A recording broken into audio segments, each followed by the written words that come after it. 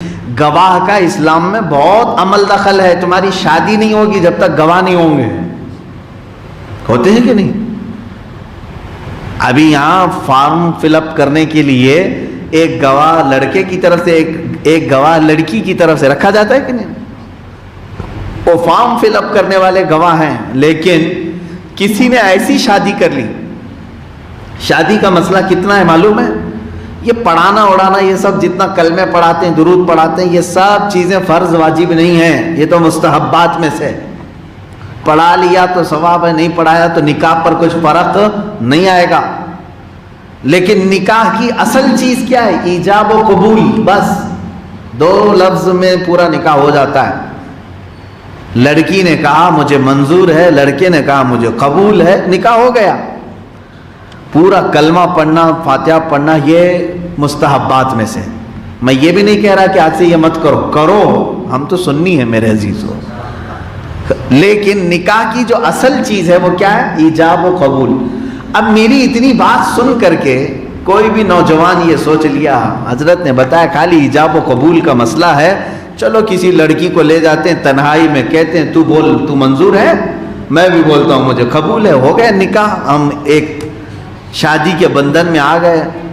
میرے عزیزو اس طرح تنہائی میں بیٹھ کر کے 2 لوگ نکاح کر لیں تو جیسے میں نے کہا خالی ایجاب و قبول کا نام نکاح ہے, وہ نوجوان یہ سمجھا کہ میرا نکاح ہو گیا. نہیں, نکاح نہیں ہوا, یہ حرام کیا تم نے. کیونکہ شریعت نے نکاح کے ایجاب و قبول کے ساتھ گواہوں کو بھی شرط میں رکھا ہے.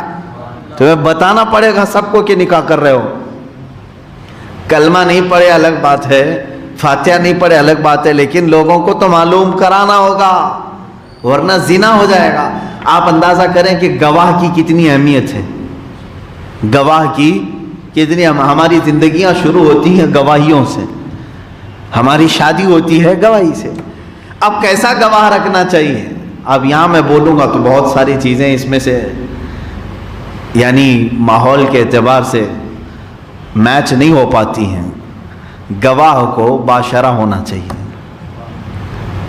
وہ ایسا ہو کہ اللہ کا خوف رکھتا ہو. لیکن ایسا ڈھونڈنے جائیں گے تو نکاح مشکل ہو جائے گا.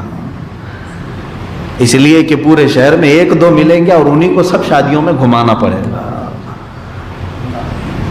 تو ظاہر سی بات تو دونوں کی طرف سے کسی کو بھی گواہ بنا دیتے ہیں. ادھر کا ماموں ادھر کا چاچا, کوئی بھی ایک گواہ ہو جاتا ہے.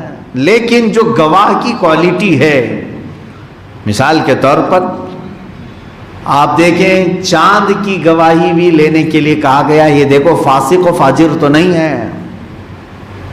فاسق و فاجر کا مطلب ہوتا ہے علل اعلان حرام کام کرنے والا, ایسے کی گواہی قبول نہیں. جماعت سے نماز کو ترک کرتا ہے جان بوجھ کر کے تو کہا گیا اس کی گواہی قبول مت کرو, مردود الشہادہ ہے. جو طاقت ہونے کے باوجود مسجد میں آ کر نماز نہیں پڑھتا اس کو کہا ہے شریعت نے کہ وہ مردود الشہادہ ہے, یعنی اس کی گواہی نہیں ایکسپٹ کی جائے گی, قبول نہیں. زنا میں کبھی مشہور ہو گیا ہے یا پھر حرام کام کرنے میں مشہور ہو گیا ہے, سود لیتا ہے, اس کی گواہی نہیں لی جائے. چوری میں کبھی پکڑا گیا اس کی گواہی قبول نہ کی جائے, علل اعلان اس کے گناہ ظاہر ہوں تو ایسے کی گواہی قبول نہیں کی جائے گی. میاں یہ دنیا کا معاملہ نہیں, ہمارے آخرت کا معاملہ ہے. اب چاند کے معاملات تو ایسے ہو گئے کہ اب گواہ ہوا سب ختم ہو گئے, سارے گواہ تو فون بن گئے. اب ارے فون میں آیا ہے حضرت, واٹس اپ آج کے زمانے کا بڑا گواہ بنا ہوا. کہاں سے دیکھا آپ نے؟ واٹس اپ میں دیکھا نا. 4 سال پہلے والا چاند بھی واٹس اپ میں ویسی تازہ بن کے آتا ہے.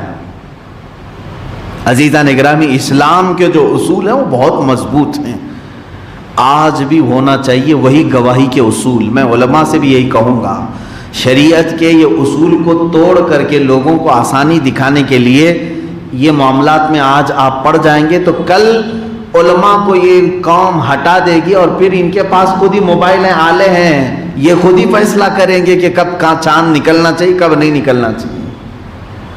اس لیے گواہیوں کے جو اصول رکھے گئے ہیں اس کو پڑھا کریں علماء بھی. یہ تو چاند کی بات ہوئی تھی. اگر گناہوں پر کسی کے تم گواہ بن گئے یا ڈینجر معاملہ ہے, یا تو گواہی دو ہی مت, یا دے رہے ہو تو تمہارے لیے کتنی بڑی شرطیں ہیں. کتنی آسانی سے لوگ کہہ دیتے ہیں نا فلاں زانی ہے. جانتے ہیں اگر آپ نے کسی پر زنا کی تہمت لگائی، فار ایگزامپل کوئی زید ہے، آپ نے کہا کہ یہ زنا کر رہا تھا، آپ اس کو ہلکے میں نہیں لیا جائے گا. آپ نے کہہ دیا تو کہہ دیا. اسلامی نظام ہوگا تو آپ کو قاضی اسلام بلائے گا، حاکم اسلام بلائے گا. تو اپنی بات پر گواہ پیش کر، اپنی بات پر گواہ پیش کر. فلاں زید کے بارے میں تو نے کہا کہ یہ زنا کیا ہے، گواہ لے کے آ. ایک گواہ نہیں، 4 گواہ لانے پڑیں گے اس کو. اور وہ بھی 4 گواہ کیسے؟ اللہ اکبر. مسائل شرع یہ بتائے ایسے گواہ چاہیے کہ انہوں نے اس کو زنا کرتے ہوئے ایسے دیکھا ہو جیسے سوئی میں دھاگا پیروتے ہوئے دیکھا جاتا ہے، اتنا قریب سے دیکھا ہوا ہو، شک نہ ہو ان کو. ایسا دیکھا ہو تو گواہ بن کر کے آئے، ورنہ گواہی نہ دو. ہاں اگر اس نے کہہ دیا اس نے زنا کیا اور گواہی نہیں لایا، اس کے لیے کیا سزا ہے؟ سورہ نور کی شروع کی آیتیں 18ویں پارے میں اللہ تعالیٰ فرماتا ہے فَإِذْ لَمْ يَأْتُوا بِأَرْبَعَةِ شُهَدَاءَ فَاجْلِدُوهُمْ 80 جلدہ. اللہ فرماتا ہے اگر وہ 4 گواہی نہیں لایا جس نے تہمت لگایا تھا، اللہ فرماتا ہے حاکم اسلام کو چاہیے کہ وہ اسے 80 کوڑے مارے. کس کو؟ زنا کرنے والے کو نہیں، جو زنا کی تہمت لگایا تھا اس پر. اللہ فرماتا ہے اس کو 80 کوڑے مارو، کیونکہ گواہ نہیں لا سکا. اتنا آسان سمجھتے ہیں لوگ کسی کو بھی کچھ بول دینا. آج اسلامی نظام ہوتا تو پتہ نہیں کتنوں کو 80 کوڑے لگتے ہیں. اگر تم گواہ نہیں لا سکتے تو بولو بھی مت ایسا جملہ. چلے آج یہ سوچتے ہوں کہ یہاں تو کوڑا درہ کچھ بھی نہیں، کون مارنے والا ہے، جس کو چاہے ہم بولیں گے زانی ہے، زنا کرتا ہے. معاذ اللہ. میں آپ کو بتاتا ہوں میرے عزیز، جب دنیا میں 80 کوڑوں کی سزا ہے تو پھر آخرت میں کیا سزا ہوگی اگر تم گواہ نہیں لا سکے. ہاں کچھ لوگ ایسے ہیں، ہم نے ایک صاحب کو پکڑ کے پوچھا آپ فلاں کے بارے میں ایسے کہہ رہے ہیں، اس کی عورت بہت بدکار ہے، غلط لوگوں سے اس کی سنگت ہے اور زانیہ ہے، یہ لفظ ہوا. میں نے کہا آپ نے دیکھا یا آپ کے پاس کوئی گواہ ہے؟ کہا نہیں، لوگ بولتے ہیں اس طرح سے، مشہور ہے حضرت، یہ بات مشہور ہے. میرے عزیزو 1000 مشہور ہو، شریعت یہ کہتی ہے کہ ایسا دیکھا ہو جیسے سوئی میں دھاگا پھروتے ہوئے دیکھا ہو، جب تک تو کسی کے بارے میں نہ بات کر، ورنہ تیرے اعمال کی خبر تو رکھ. 80 کوڑے دنیا میں لگائے جائیں گے، اور اگر دنیا میں جو سزا نہیں ہوئی اس کا 100 گنا بڑھا کر کے آخرت میں دیا جائے گا. اسی لیے تو صحابہ ڈرتے تھے نا، ان سے اگر کوئی خطا ہو جاتی تو وہ دنیا میں ہی سزا لے لیتے تھے. حضور کے پاس آ کر کے، حضور پاک صلی اللہ علیہ وسلم کے پاس آئے اور انہوں نے سزائیں لے لی. کسی کا ہاتھ کاٹا گیا ہے، کسی کو کوڑے مارے گئے ہیں، کسی کو سنسار کیا گیا ہے. وہ چاہتے تو چھپا لیتے نا، نہیں بولتے، لیکن انہوں نے سزائیں دنیا میں کیوں لے لی؟ اس لیے کہ انہیں معلوم تھا دنیا کی سزا اگر لے لی تو عافیت ہے، یہاں اگر بچ گئے سزا نہیں لیے اس کا 100 گنا بڑھا کر کے آخرت میں دیا جائے گا. اس سے تو بہتر ہے. اس لیے میرے عزیزو جس پر بھی ایسے معاملات مشہور ہیں، جب تک اس وقت تک گواہی نہ دو جب تک تم نے اپنی آنکھوں سے نہ دیکھا ہو. یہ گناہوں کے معاملات ہوئے. حد قذف شریعت کی کتابوں میں موجود ہے، یعنی کوڑے لگانے کا حکم ہے اس کو بھی جو بغیر ثبوت کے لوگوں کے عیبوں کو بیان کرتا ہے اور گواہی دیتا ہے. اب یہ کئی گواہیوں کی بات میں نے کیا. چاند کی گواہی ایک الگ مسئلہ ہے، زنا کے متعلق گواہی ایک الگ مسئلہ ہے، یہاں کیسے لوگ چاہیے. اور پھر نکاح کے گواہ یہاں الگ مسئلہ ہے. دیگر معاملات میں گواہ، سب جگہ کیٹیگری بدلتی ہے گواہوں کی.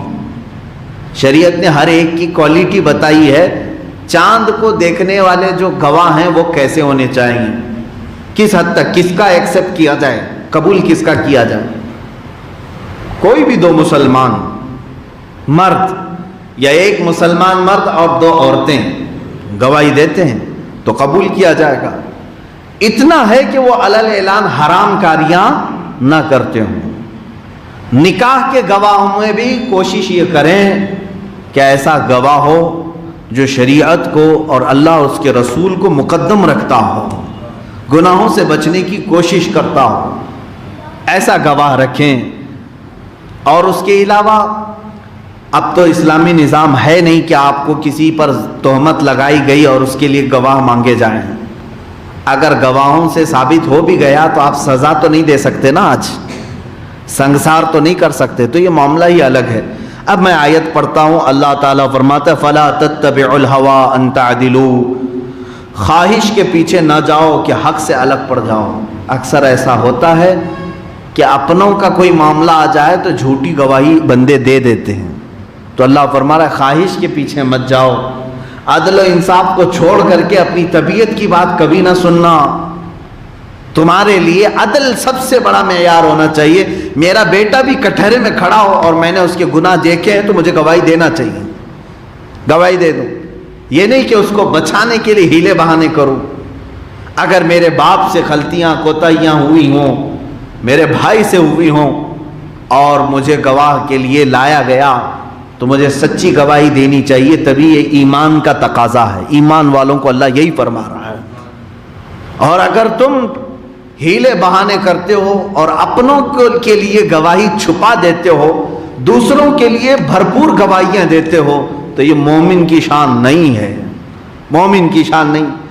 اللہ فرماتا ہے وَإِن تَلْوُوا أَوْ تُعْرِضُوا، اور اگر تم ہیر پھیر کرو گے گواہی میں یا منہ پھیرو گے، فَإِنَّ اللَّهَ كَانَ بِمَا تَعْمَلُونَ خَبِيرًا، تو اللہ کو تمہارے سارے کاموں کی خوب خبر ہے۔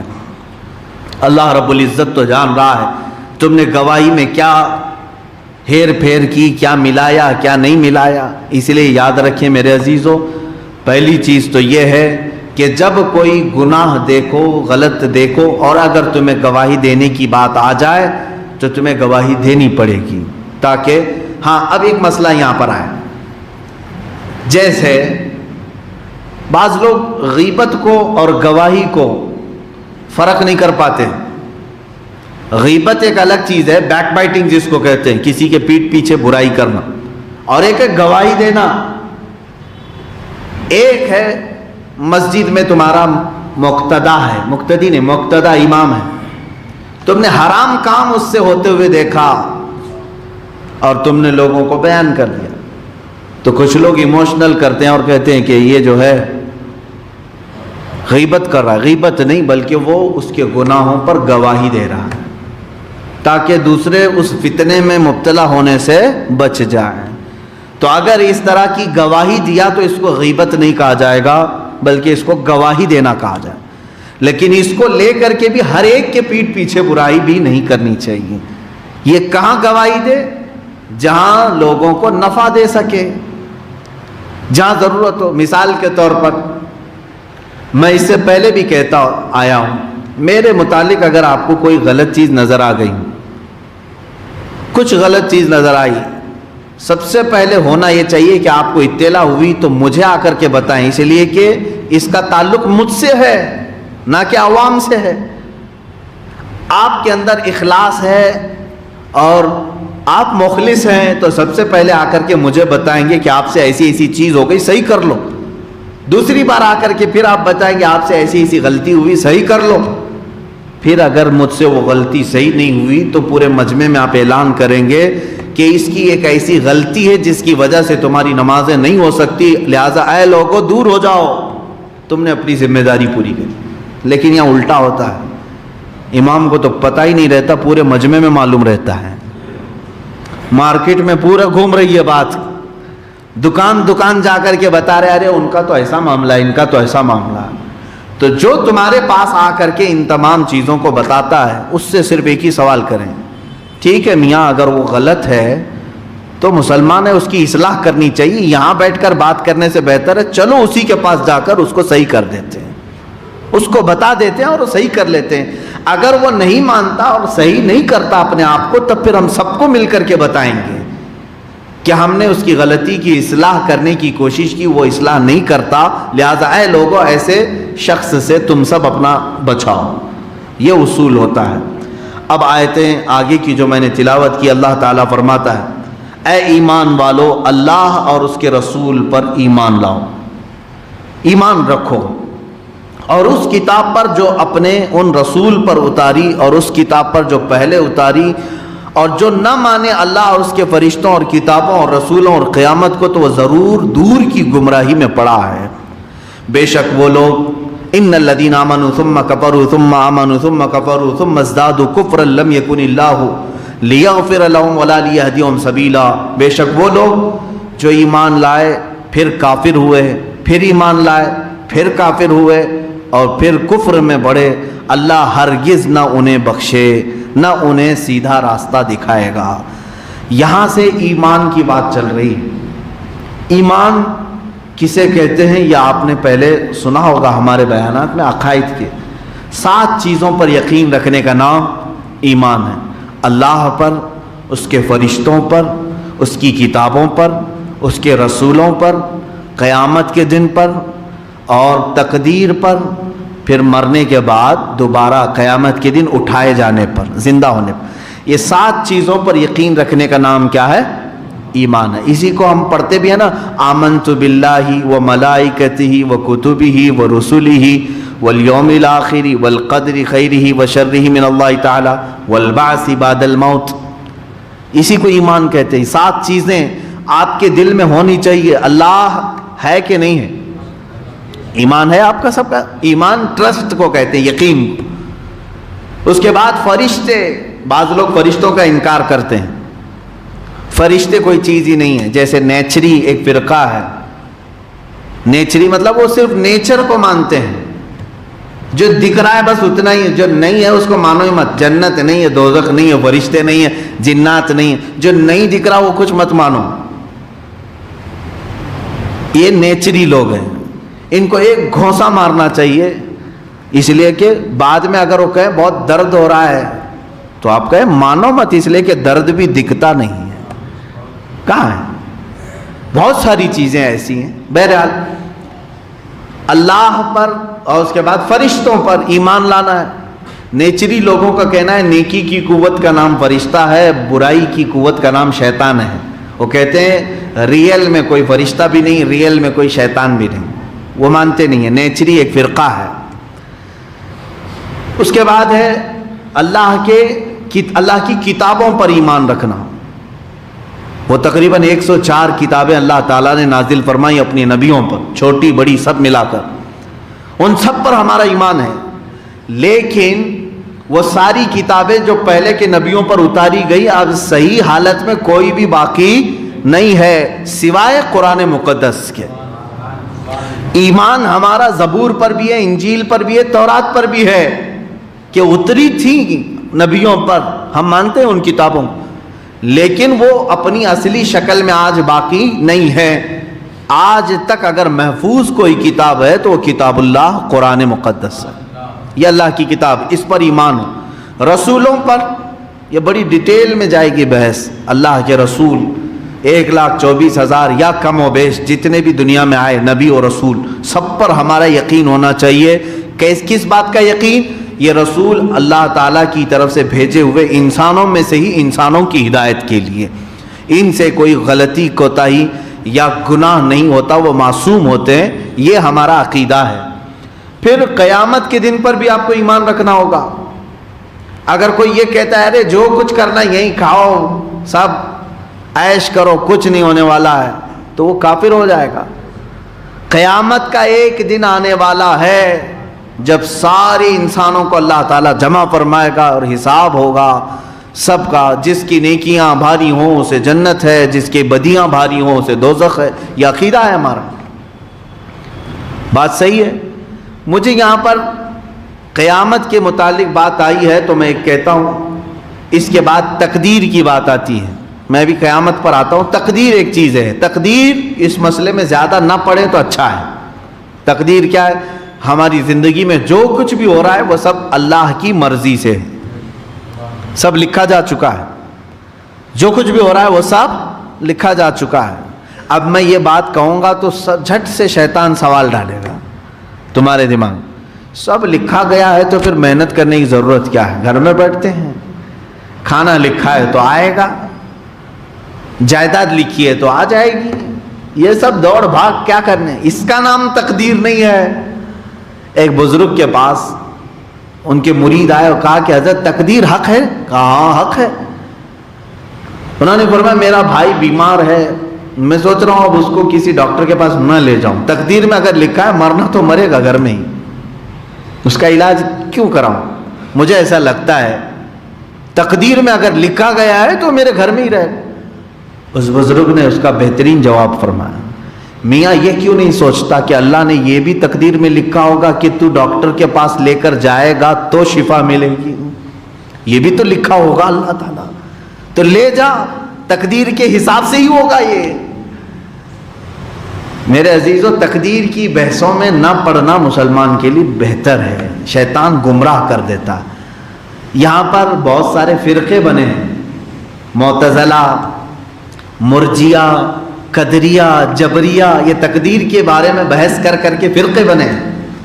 ایک فرقہ کہتا ہے کہ ہم مجبور ہیں, کچھ نہیں کر سکتے, سب اللہ لکھ چکا ہے, سب اللہ لکھ چکا ہے, ہم مجبور ہیں, کچھ نہیں کر سکتے.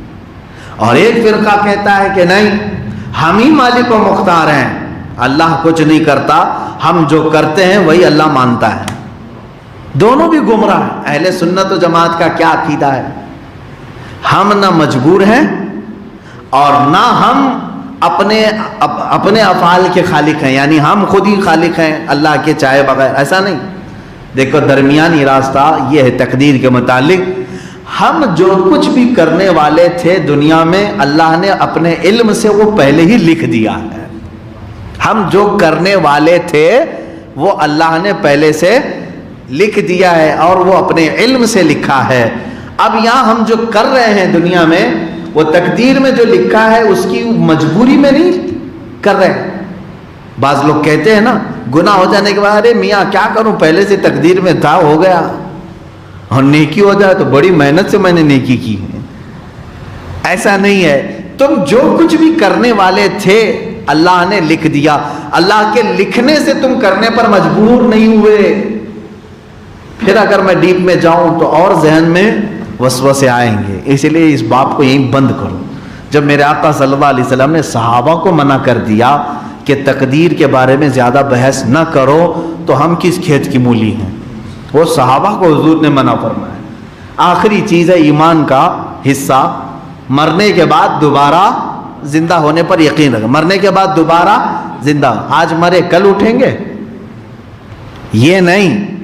جیسے ہندوؤں کا عقیدہ پرن جنم کا, 7 جنم ہوں گے میاں, اچھے کرم کرو گے تو اگلے جنم میں پھیلاؤ پیدا ہوگے, برے کرو گے تو کتا بلی پیدا ہوگے. یہ چیزیں ہیں ان کے عقائد میں ہیں. یہ پرن جنم نہیں ہے. میں جو بات کر رہا ہوں مرنے کے بعد دوبارہ زندہ ہونے والی بات ہمارے دین میں بھی ہے, لیکن کب؟ دنیا میں نہیں, آخرت میں قیامت کے دن دوبارہ اٹھائے جائیں گے. ایک ہی بار اٹھائے جائیں گے. ایک بات یاد رکھ لو, ایک ہی بار مرو گے, ایک ہی بار اٹھائے جاؤ گے, پھر دوبارہ آپ مرنا بھی نہیں ہے کبھی. ایک بار موت آنی ہے تمہیں, اور ایک بار اٹھائے جاؤ گے, اور اس کے بعد دوزخ کا فیصلہ ہوا تو بھی موت نہیں, ہمیشہ رہنا ہے. جنت کا فیصلہ ہوا تو بھی ہمیشہ رہنا ہے, موت نہیں ہے. موت ایک ہی بار دنیا میں آئے. تو مرنے کے بعد دوبارہ زندہ ہونے پر یقین رکھنا بھی ایمان کی علامت ہے, ایمان کا حصہ ہے. بہت ساری قومیں اس بات کو نہیں مانتی, مرنے کے بعد سب ختم ہو جاتا ہے, کچھ نہیں ہوتا. ہندو تو کم سے کم دوسرا جنم مانتے ہیں, دوسرا جنم مانتے ہیں کہ دوسرا جنم ہوگا, پیدا ہوں گے.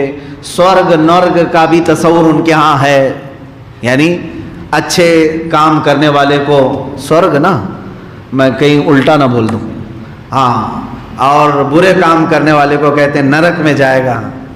تو جنت دوزخ کا ایک تصور ہے ان کا. لیکن بعض ایسے کمیونٹیز ہیں وہ مانتے ہی نہیں ہیں, آخرت کوئی چیز ہی نہیں. وہ کہتے ہیں مرنے کے بعد دوبارہ زندہ ہوگا ہی نہیں. وہ اس لیے کہتے ہیں کہ مرنے کے بعد مردہ سڑ گیا, گل گیا, مٹی میں مل گیا یا جل گیا, راکھ ہو گیا, کہاں سے اٹھے گا؟ اس کی تردید میں قرآن میں کئی آیتیں آئی. اللہ نے فرمایا تم پیدا کیسے ہو کر کیا ہے؟ تم کو اللہ تعالیٰ نے پانی کے ایک قطرے سے پورا جسم بنایا, تمہاری جلی ہوئی راکھ سے کیا وہ دوبارہ نہیں اٹھائے گا؟ وہ قادر مطلق ہے. ایک بوند قطرے سے جب پورا ڈھانچہ تیار کر سکتا ہے وہ مولا، تو ایک زندہ انسان جو مر گیا اسے دوبارہ اٹھانا اس کے لیے عجب بات نہیں ہے. دوبارہ زندہ ہوں گے تم. تو اب یہ ایمان کے 7 حصوں کی جس نے بھی ایک بھی انکار کیا وہ اسلام سے خارج ہو گیا. پھر سے میں گناؤں: اللہ پر یقین رکھنا، اس کے فرشتوں پر یقین رکھنا، اس کی کتابوں پر، اس کے رسولوں پر، قیامت کے دن پر، تقدیر پر، مرنے کے بعد دوبارہ زندہ ہونے پر.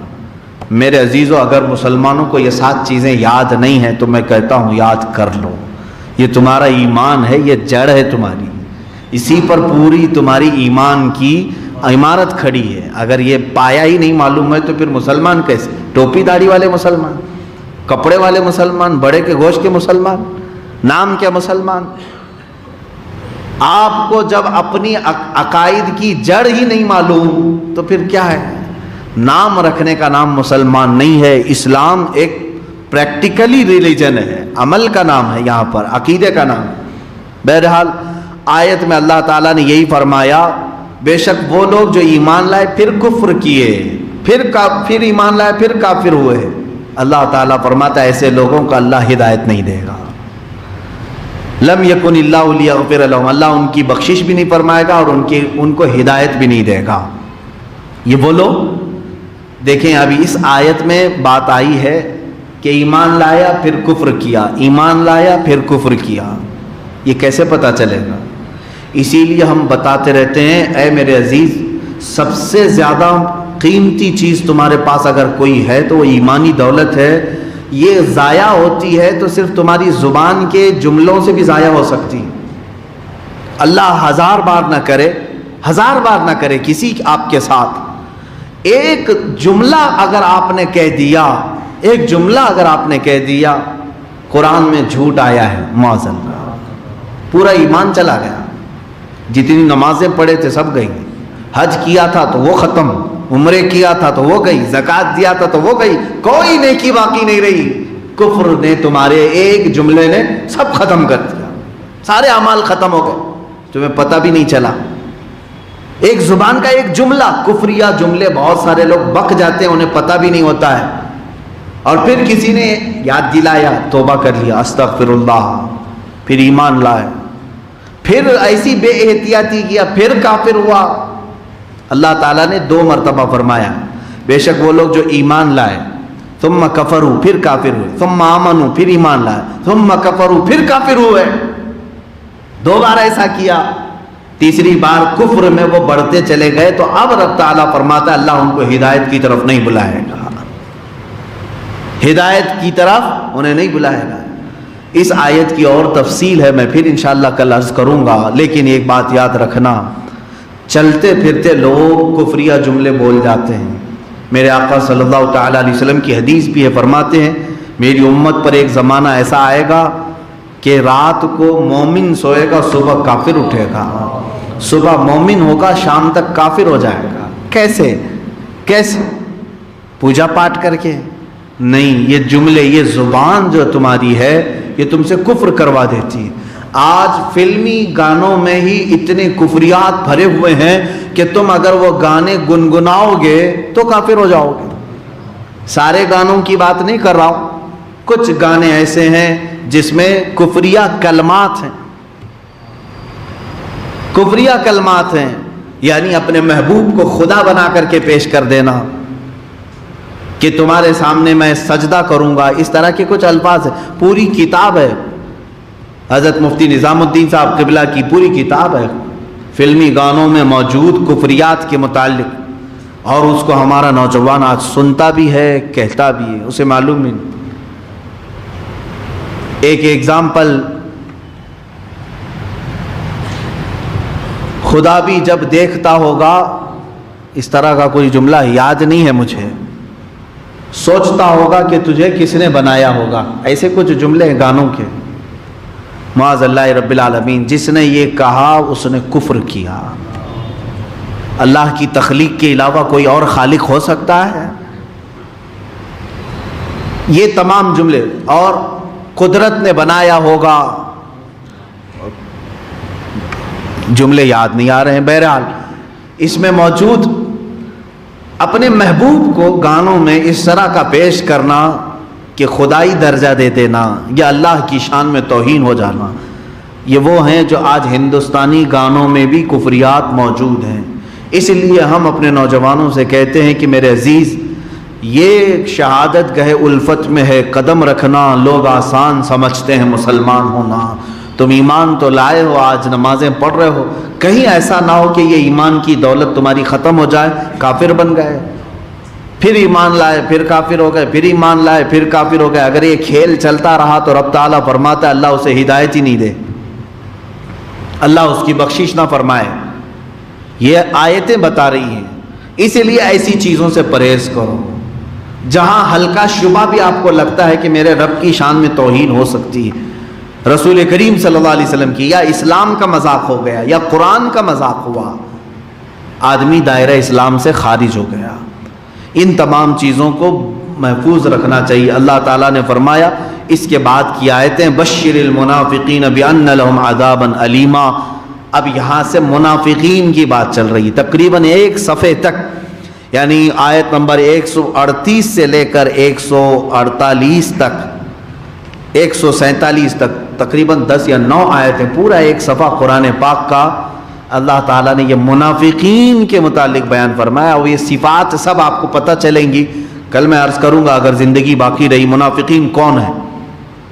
شاید ابھی 1-2 جمعہ قبل میں نے اس پر بیان بھی کیا، لیکن اب یہ تفسیر ہے، ڈیٹیل ہر آیت تمہیں بتائے گی کہ منافق کون ہے. کہیں ایسا تو نہیں کہ ہمارے اندر منافقت آ گئی ہو، یہ ڈھونڈنے کی ضرورت ہے. کیونکہ نفاق کی 2 صورتیں بتائی گئی، ایک نفاق عملی ہے، ایک نفاق اعتقادی ہے. عقیدے میں ایک منافق کیسا؟ کہتا تو ہے میں مسلمان ہوں لیکن دل میں اللہ کی دشمنی پالتا ہے، رسول کی بغض و عداوت رکھتا ہے. اس کو کہتے ہیں نفاق اعتقادی. عقیدے کا منافق ہے. کس کا ہے؟ عقیدے کا منافق ہے. یہ تو کافر سے بھی گیا گزرا ہے، دل کے اندر دشمنی ہے اسلام کی، لیکن اوپر چہرہ سب کیا ہے؟ مسلمانوں کا رکھا ہے. یہ منافق اعتقادی ہے. ایک ہوتا ہے نفاق عملی، اللہ پر، یہ بہتوں میں آ جاتا ہے. یہ کیسے؟ کہتا ہے میں اللہ کو ایک مانتا ہوں لیکن اس کی نمازیں نہیں پڑھتا، عمل کا منافق ہے. رب تبارک و تعالیٰ کو احکم الحاکمین مانتا ہے لیکن فیصلے غیروں سے کرتا ہے. قرآن کو فیصل نہیں بناتا، قرآن کے فیصلے نہیں مانتا. یہ نفاق عملی ہے. اس کی انکار کر دے گا تو کافر ہو جائے گا، لیکن کرتا نہیں، عمل نہیں کرتا، تو یہ نفاق عملی ہے. بہت سارے لوگوں کے اندر یہ نفاق آ چکا ہے، عمل کا نفاق. میرے عزیزو، اب بھی اگر ہم سے ایسے گناہ ہوئے ہیں تو جلدی سے توبہ کرنا چاہیے. نفاق عملی کی توبہ قبول ہے، اللہ معاف کرے گا. اور قیامت کے دن سزا بھی اگر دے دی گئی تو پھر دوزخ میں بھی ڈال دیا گیا نفاق عملی والے کو، لیکن جنت اسے ملے گی. لیکن عقیدے کا جو منافق ہے اس کی بخشش نہیں ہے. اس کے لیے تو اللہ فرما رہا ہے بشر المنافقین بان لهم عذابا الیما. اے حبیب خوشخبری دو، بشارت دے دو منافقوں کو کہ ان کے لیے اللہ نے دردناک عذاب رکھا ہے. منافقین کو اللہ فرما رہا ہے بشارت دے دو ان کو کہ ان کے لیے دردناک عذاب ہے. یہ کون سے منافق؟ یہ عملی منافق نہیں، عقیدے کے جو منافق ہیں، یعنی چہرہ اسلامی ہے لیکن اندر سے دل کے اندر اسلامی بغض ہے، عداوت ہے، دشمنی ہے. اس کے لیے یہ اللہ نے بشارت دی کہ اس کے لیے دوزخ ہے. اللہ تبارک و تعالیٰ نفاق عملی سے بھی ہمیں بچائے اور نفاق اعتقادی سے بھی ہماری حفاظت فرمائے. کہنے سننے سے زیادہ مولا عمل کی توفیق عطا فرمائے. وآخر دعوانا ان الحمد للہ رب العالمین.